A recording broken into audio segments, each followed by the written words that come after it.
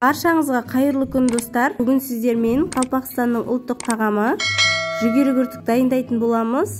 Мен бұл тағамды тауықтың етінен дайындағанды ұнатамын.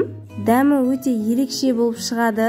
Видеомды соңына дейін қарап, мені қолдап кетуді ұмытпаңыздар. Ең бірінші қазанымызға майымызды құйып, жуамызды жақсылап қуырып аламыз.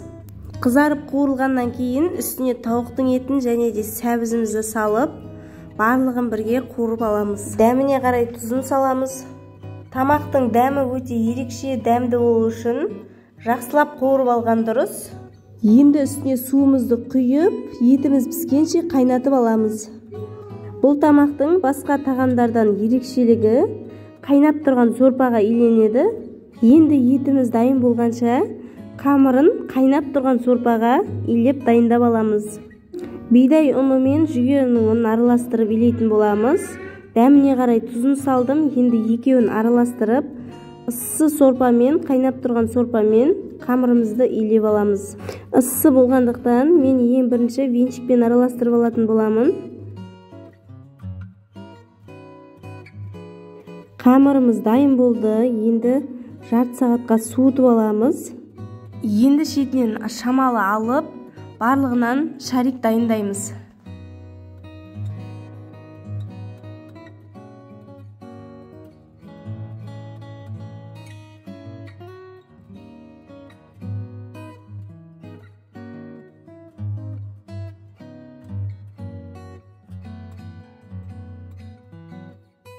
Енді осы дайындап қойған шариктерімізді үстінен бір басып отырып, қамырымызды қазанға салуға барлығын дайындаймыз.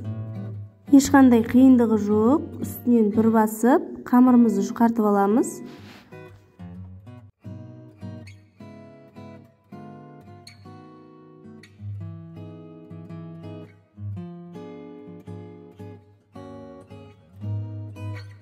Неке қараңыздар, қамырымыздың бәрін осындай қылып дайындап қойдық.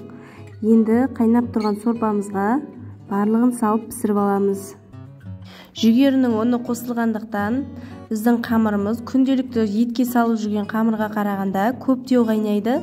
Мінекей біздің тамағымыз дайын болды. Әкемнің өте қатты сүйіп жейтін тағамының бірі.